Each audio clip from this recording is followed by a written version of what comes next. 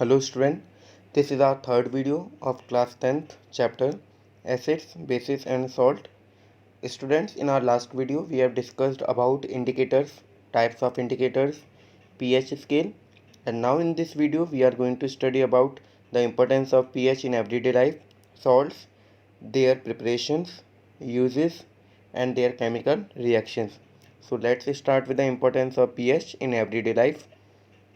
First है plants and animals are pH sensitive. Means student, animals की बात की जाए तो एनिमल्स एक पर्टिकुलर पीएच पर ही प्रॉपर तरीके से वर्क करते हैं। अगर ये पीएच डिस्टर्ब होती है तो उनकी बॉडी उतना इफेक्टिवली वर्क नहीं कर पाती जितना वो एक एवरेज पीएच पे वर्क करते हैं।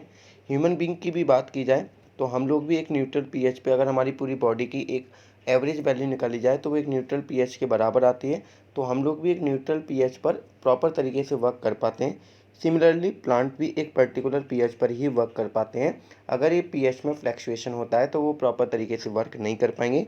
मीन्स चाहे प्लांट हैं या एनिमल्स हैं, वो सेंसिटिव हैं, एक पर्टिकुलर पीएच पर ही वर्क कर पाएंगे। नेक्स्ट है पीएच इन सॉइल। प्लांट्स जो हैं एक प्रॉपर तरीके से सॉइल में ग्रो कर पाते हैं, एक पर्टिकुलर पीएच पर ग्रो कर पाते हैं। अगर सॉइल ज़्यादा एसिडिक है, जैसे एसिड रेन वगैरह होती है, तो उससे सॉइल जो है उसकी पीएच चेंज हो जाती है, तो जिसकी वजह से जो प्लांट है वो प्रॉपर तरीके से ग्रो नहीं कर पाते हैं।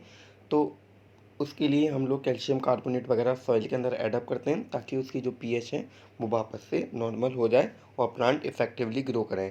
तो यानी कि पीएच जो है वो सॉइल की भी एक पर्टिकुलर पीएच होती है। नेक्स्ट है पीएच इन अवर डाइजेस्टिव सिस्टम। स्टूडेंट, हमारे डाइजेस्टिव सिस्टम में भी पीएच काफ़ी इंपॉर्टेंट रोल प्ले करती है, जैसा कि आप लोगों ने लाइव प्रोसेस के वीडियोस में देखा है। हम जो पीएच है वो हमारे माउथ में भी है, हमारे स्टमक में भी है, स्मॉल इंटेस्टाइन में भी है। जैसे आप लोगों ने माउथ के अंदर एक एंजाइम के बारे में पढ़ा है, सैलिवरी अमाइलेज, जो कि स्टार्च को पचाने का काम करता है। तो वो एंजाइम एक पर्टिकुलर पीएच पे वर्क करता है और वो जिस पीएच पे वर्क करता है वो पीएच है 6.8 पीएच। अगर ये पीएच कम ज़्यादा होती है तो वो एंजाइम इफेक्टिवली वर्क नहीं कर पाएगा। सेम थिंग हमारे स्टमक के अंदर भी है। जब खाना हमारे स्टमक के अंदर जाता है तो वहाँ पर गैस्ट्रिक ग्लैंड्स प्रेजेंट होती हैं जो कि गैस्ट्रिक जूस सिक्रेट करती हैं, और वहाँ पर गैस्ट्रिक जूस के अंदर एक कंपोनेंट प्रेजेंट होता है हाइड्रोक्लोरिक एसिड, जो कि हमारे स्टमक के अंदर एसिडिक मीडियम क्रिएट करता है, यानी कि पीएच कम करता है। तभी वहाँ पर एक एंजाइम है पेप्सिन जो कि प्रोटीन को डाइजेस्ट कर पाता है। अगर ये जो पीएच है हमारे स्टमक की, अगर वो चेंज होती है वहाँ पर, तो ये पेप्सिन जो एंजाइम है वो प्रॉपर्ली वर्क नहीं कर पाएगा और प्रोटीन को डाइजेस्ट नहीं कर पाएगा। अगेन ये खाना आके जाता है और स्मॉल इंटेस्टाइन में जाता है। स्मॉल इंटेस्टाइन में जो पीएच होती है वो बेसिक होती है। क्यों?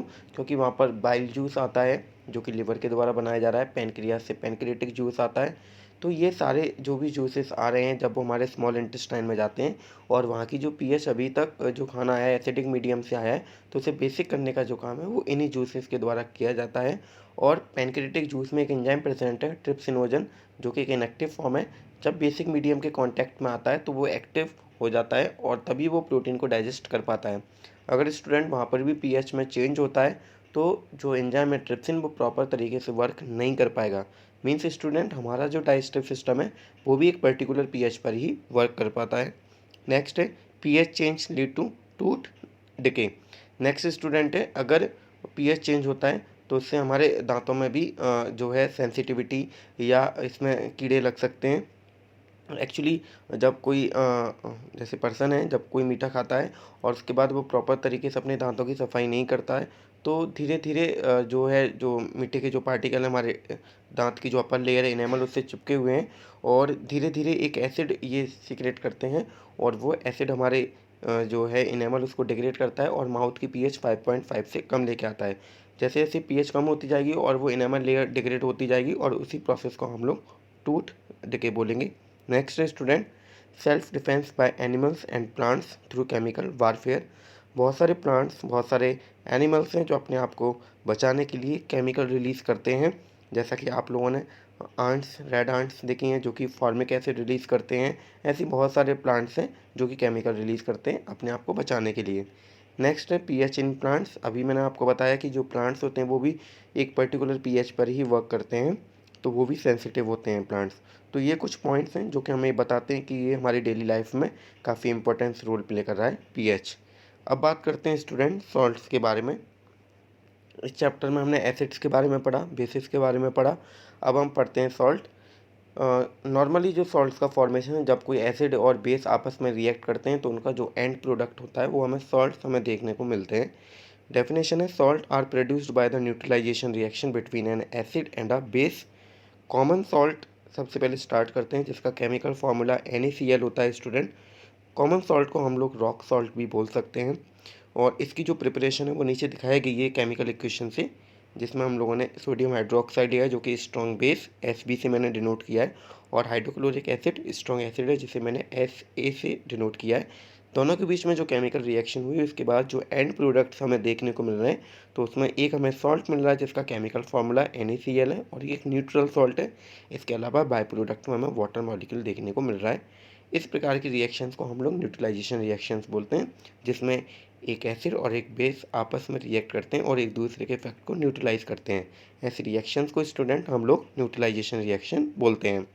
नेक्स्ट स्टूडेंट हम बात करेंगे और सॉल्ट है जो हमने कॉमन सॉल्ट से डिराइव किए हैं। अब उनकी प्रिपरेशन क्या है, उनके यूजेस क्या हैं, वो देखते हैं। सबसे पहले कास्टिक सोडा, केमिकल नेम है सोडियम हाइड्रोक्साइड, और इसका केमिकल फॉर्मूला होता है स्टूडेंट NaOH, जैसा कि आप लोग यहाँ पर देख पा रहे हैं स्टूडेंट। नेक्स्ट यहाँ पर केमिकल रिएक्शन दे रखी है जो आप लोग देख पा रहे हैं। यहाँ पर NaCl के 2 मॉलिक्यूल हैं, एक बैलेंस इक्वेशन है, और इसमें वाटर मॉलिक्यूल के साथ रिएक्ट करा रहे हैं, और यहाँ इलेक्ट्रोलिसिस करा रहे हैं, मींस इलेक्ट्रिक करंट हम लोग पास कर रहे हैं। प्रोडक्ट हमें यहाँ मिल रहे हैं स्टूडेंट NaOH, क्लोरीन गैस और हाइड्रोजन गैस यहाँ इवॉल्व हो रहे हैं। इस प्रोसेस को स्टूडेंट हमने एक और नाम दिया है क्लोर एल्कली प्रोसेस, जो कि आपसे अक्सर पूछा जा सकता है। जैसा कि आप लोग नाम से समझ पा रहे हैं, क्लोर एल्कली प्रोसेस इसलिए पढ़ा है क्योंकि इसमें कुछ ऐसे प्रोडक्ट मिल रहे हैं जो इस नाम को इंडिकेट कर रहे हैं। क्लोर मीन्स क्लोरीन, जैसा कि आप लोग यहाँ पर देख पा रहे हैं इक्वेशन में, क्लोरीन गैस इवॉल्व हो रही है। Alkali water soluble base, sodium hydroxide completely soluble है वाटर में, तो इसलिए इस प्रोसेस को हम लोग बोलते हैं क्लोर एल्कली प्रोसेस।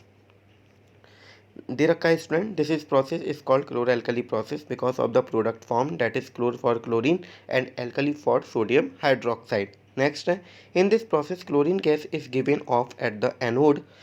कभी कभार स्टूडेंट पूछा जा सकता है कि ये जो क्लोरीन है या हाइड्रोजन गैस है या सोडियम हाइड्रोक्साइड है, ये कहाँ प्रोड्यूस होते हैं। जब भी हम इलेक्ट्रिक करंट पास करते हैं तो हम लोग 2 पोल बनाते हैं, एक एनोड और एक cathode. Anode positively charge, cathode negatively charge होता है। तो जो क्लोरीन गैस है वो एनोड पर कलेक्ट होती है, and hydrogen gas at the cathode, और जो हाइड्रोजन गैस है वो आपको कैथोड पर मिलेगी। And sodium hydroxide solution is form near the cathode. Sodium hydroxide जो है प्रोडक्ट, ना हमें वो कैथोड पर मिलेगा और ना ही वो हमें एनोड पर, वो हमें मिलेगा near the cathode. Next student bleaching powder, जिसका केमिकल नेम है कैल्शियम ऑक्सीक्लोराइड और केमिकल फार्मूला CaOCl2। ये फार्मूलेस आपको याद रखने हैं स्टूडेंट, ये अक्सर आपसे पूछे जा सकते हैं। नेक्स्ट है केमिकल रिएक्शन CaOH का होल ट्वाइस, कैल्शियम हाइड्रोक्साइड के साथ हम क्लोरीन गैस की रिएक्ट करवाते हैं तो हमें प्रोडक्ट मिलेगा CaOCl2, और वाटर साथ में बाई प्रोडक्ट फॉर्म होगा। नेक्स्ट है uses of bleaching powder. Bleaching powder के क्या क्या यूजेस हैं स्टूडेंट। सबसे पहले it is used for bleaching purpose in textile industry, paper industry and in laundry. जो ब्लीचिंग पाउडर स्टूडेंट, इसे हम टेक्सटाइल इंडस्ट्री में, पेपर इंडस्ट्री में और लॉन्ड्री में इसको यूज़ करते हैं ब्लीचिंग पाउडर को। नेक्स्ट है it is also use as disinfectant for water to make it free for germs. जो पॉल्यूटेड वाटर है जिसमें जम्स वगैरह ज़्यादा हैं, तो उसमें से जम्स को मारने के लिए भी हम लोग ये यूज़ करते हैं। नेक्स्ट है it is use as an oxidising agent in many chemical industries. बहुत सारी केमिकल इंडस्ट्रीज़ में हम इसे ऑक्सीडाइजिंग एजेंट के तौर पर भी यूज़ कर सकते हैं। ऑक्सीडाइजिंग एजेंट क्या होते हैं स्टूडेंट, वो आप लोगों ने चैप्टर फर्स्ट में पढ़ा है, जो दूसरों का ऑक्सीडेशन कराते हैं और अपना खुद का रिडक्शन कराते हैं। ऐसे एजेंट को हम लोग बोलते हैं स्टूडेंट ऑक्सीडाइजिंग एजेंट। और दूसरे एजेंट होते हैं रिड्यूसिंग एजेंट, जो दूसरों का रिडक्शन कराते हैं और अपना ऑक्सीडेशन कराते हैं। तो यहाँ पर जो ब्लीचिंग पाउडर है वो एक ऑक्सीडाइजिंग एजेंट के तौर पर यूज़ करते हैं बहुत सारी केमिकल इंडस्ट्रीज़ में स्टूडेंट। तो ये सारे यूजेस हैं जो आपको याद रखने हैं। बाकी के जो सॉल्ट्स हैं वो हम लोग नेक्स्ट वीडियो में स्टडी करेंगे स्टूडेंट।